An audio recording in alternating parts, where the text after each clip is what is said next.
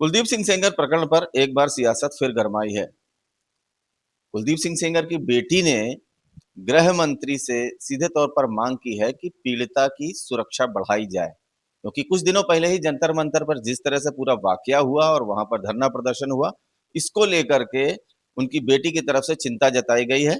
हमारे साथ कानपुर में बात करने के लिए आज कांग्रेस कमेटी के जिला अध्यक्ष रहे दिनेश शुक्ल जी हैं, जो इस समय उत्तर प्रदेश कांग्रेस कमेटी के सदस्य भी हैं।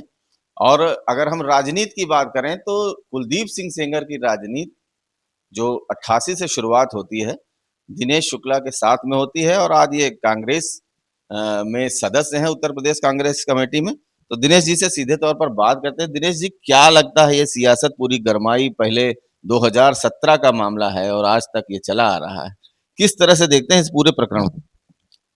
राजनीति में प्रतिस्पर्धा होती है। राजनीति में हमें लगता है कि कुलदीप सिंह सेंगर राजनीति की प्रतिस्पर्धा में आगे निकल रहे थे, तो उनके कुछ जो लोग पीछे रह रहे थे, पीछे छूट जाते थे, उन लोगों ने यह षड्यंत्र बनाया कि कुलदीप सिंह सेंगर को इस केस में फंसाया जाए। मुझे जहां तक की जानकारी है कि मैं कुलदीप सिंह सेंगर को सन 1988 में युवक कांग्रेस में साथ साथ रहा दोनों लोग, और अब तक की मैं जो जानता हूं कि कुलदीप सिंह सेंगर इस प्रकरण में मुझे लगता है पूरी तरीके से निर्दोष हैं। या प्रकरण सिर्फ राजनीतिक षड्यंत्र है, या प्रकरण सिर्फ उन्हें राजनीति में पीछे करने के लिए षड्यंत्र रचा गया।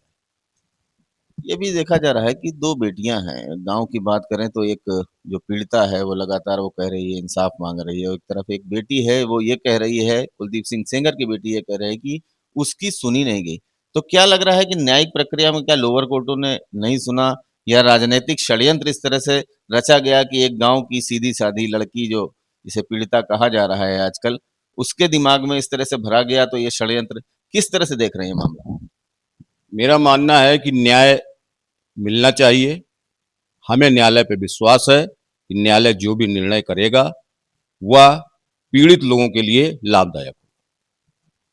कांग्रेस पे भी निशाना उनकी बेटी ने लगाया है। क्या कुछ देखते हैं कि सियासत में अगर इस क्षेत्रीय स्तर की बात करें तो राजनीति में किस तरह से लोग आए और षड्यंत्र रचे? क्या कुछ लगता है, आप क्योंकि नजदीक से देखते रहे सारी चीजें? राजनीति में पीड़ित पक्ष के माता जी को कांग्रेस पार्टी ने टिकट दिया, वह चुनाव लड़ी।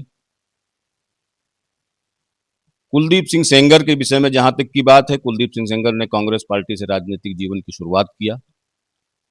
मेरा भी गांव माखी ही गांव है, और मैं कुलदीप सिंह सेंगर के परिवार को, कुलदीप सिंह सेंगर को जिस तौर पे जानता हूं कि कुलदीप सिंह सेंगर समाज में सभी वर्गों के लिए सर्वसुलभ उपलब्ध रहते थे, और वह समय समय पर सभी के काम को अंजाम करते थे। कुलदीप सिंह सेंगर का परिवार एक प्रतिष्ठित परिवार रहा है, जो सब उन्नाव जनपद का हर व्यक्ति उस परिवार को जानता है।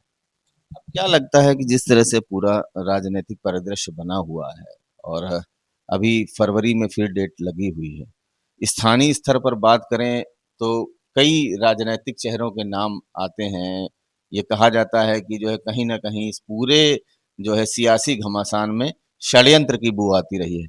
आप किस तरह से देखते हैं? क्योंकि कई लोग ये बात दोहरा रहे हैं।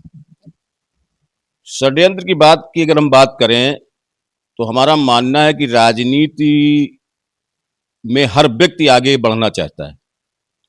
कुलदीप सिंह सेंगर भी राजनीति में, युवक कांग्रेस की राजनीति में समाजवादी पार्टी और भाजपा में होते हुए यहां तक कि पहुंचे। कुलदीप सिंह सेंगर राजनीति में आगे बढ़ रहे थे, या उनका प्रारब्ध है या उनकी भाग्य है। कुछ लोग उसमें पीछे छूट जा रहे थे, तो जो जो पीछे छूट रहे थे, हमें लगता है उनके द्वारा यह षड्यंत्र जरूर किया गया होगा, और यह षड्यंत्र उन्नाव जनपद के लिए बहुत ही कष्टदायक है। उन्नाव जनपद का मान सम्मान विश्व पटल पर भारत देश में सदैव आगे रहा है और आगे रहेगा। बिल्कुल, जो धरती सूर्यकांत त्रिपाठी और हसरत मोहानी के नाम से जानी जा रही थी, वह आज इस रेप केस को लेकर पूरे देश में चर्चा में। स्थानीय लोग भी यही चाहते हैं और स्थानीय राजनेता भी यह चाहते हैं कि इस घटना का पटाक्षेप और जल्द से जल्द सुप्रीम कोर्ट से निर्णय आए, ताकि जो तस्वीर है इस पूरे घटनाक्रम की, जो 2017 से लेकर आज 8 सालों बाद भी जिंदा है, उसका पटाक्षेप हो सके। अमर उजाला के लिए मैं प्रसून शुक्ला।